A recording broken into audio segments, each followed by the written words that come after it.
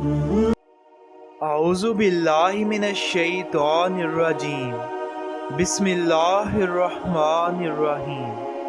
اللہم صلی علی سیدنا محمد وعلی آل سیدنا محمد وبارک وسلم۔ میرے تمام سننے والوں کو السلام علیکم۔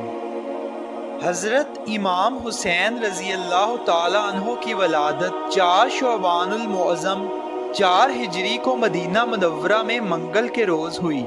حضرت امام حسین رضی اللہ تعالی عنہ کی شان یہ تھی کہ جب اندھیرے میں تشریف فرما ہوتے تو آپ رضی اللہ تعالی عنہ کے مبارک پیشانی اور دونوں رخسار سے انوار نکلتے جس سے ہر طرف روشنی ہو جاتی۔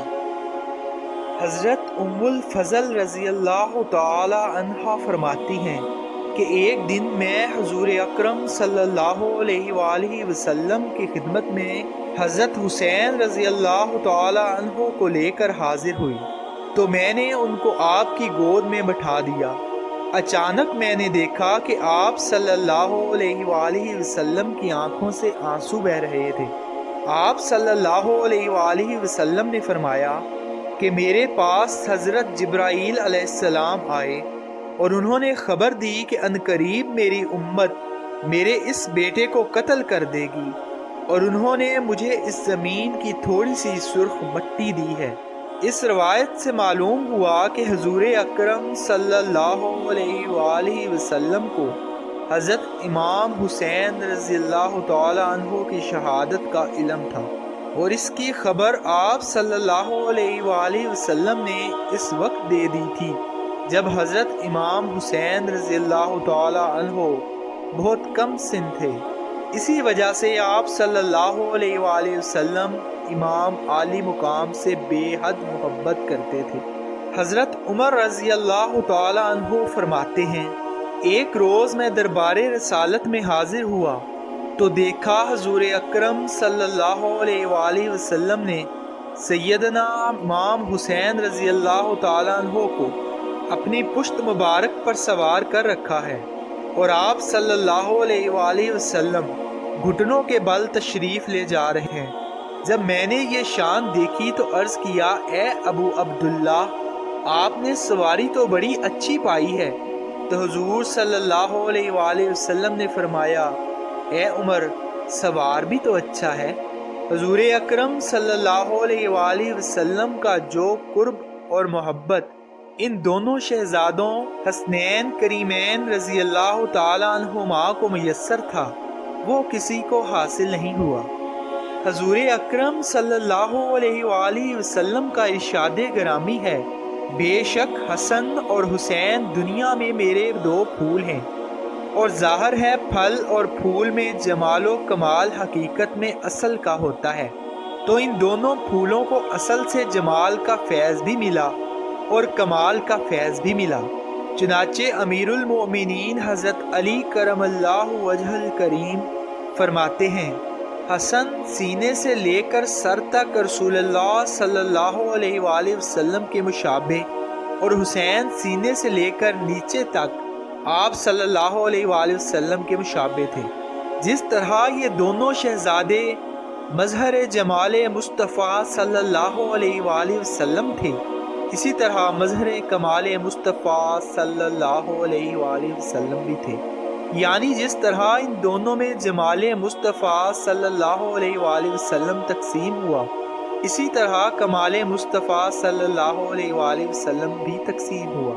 ترمذی شریف کی حدیث ہے کہ ایک مرتبہ نبی کریم صلی اللہ علیہ وآلہ وسلم نے حضرت امام حسن اور حسین رضی اللہ تعالی عنہما کا ہاتھ پکڑ کر فرمایا، جس نے مجھے محبوب رکھا اور ان دونوں یعنی حسن حسین کو محبوب رکھا اور ان کے ماں باپ کو محبوب رکھا، کل وہ قیامت کے دن میرے ساتھ ہوگا۔ سبحان اللہ، کتنی بڑی بشارت ہے ان لوگوں کے لیے جو اہل بیت طہار سے محبت رکھتے ہیں۔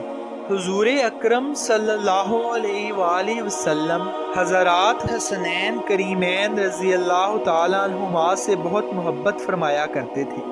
آپ نے ان دونوں شہزادوں کے لیے دعا فرمائی، اے اللہ، میں ان دونوں سے محبت کرتا ہوں، تو بھی ان سے محبت فرما۔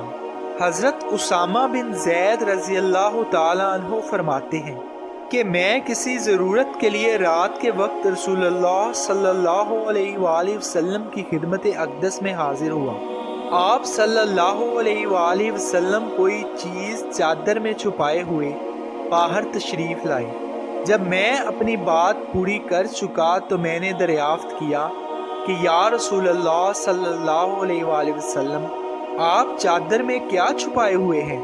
آپ نے چادر ہٹائی تو اس کے نیچے سے حسن اور حسین رضی اللہ تعالیٰ عنہما ظاہر ہوئے۔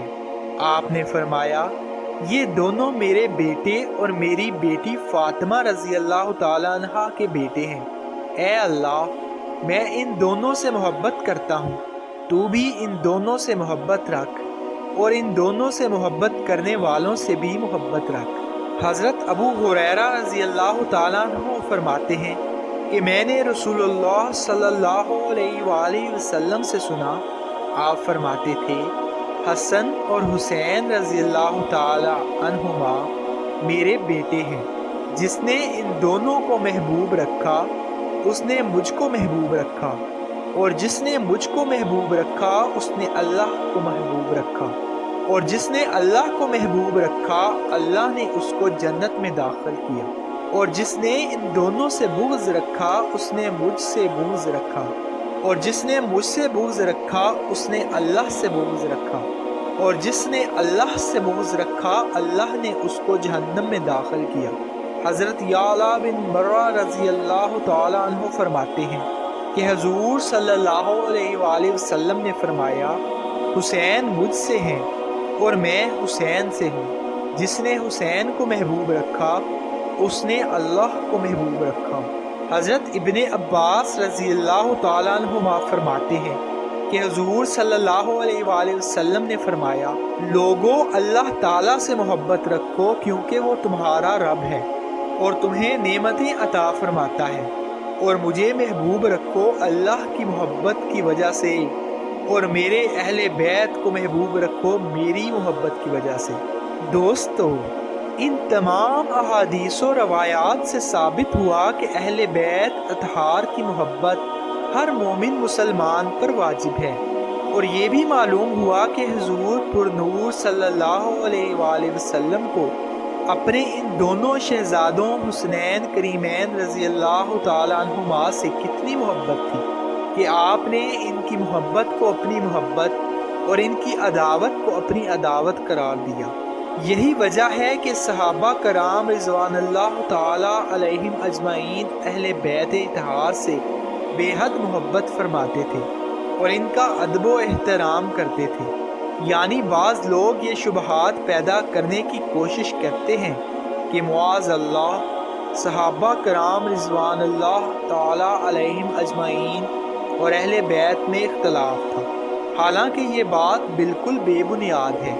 اہل بیت اور صحابہ میں بے حد محبت تھی، خصوصاً خلفائے راشدین تو حسنین کریمین رضی اللہ تعالیٰ عنہما سے بہت زیادہ محبت کرتے تھے۔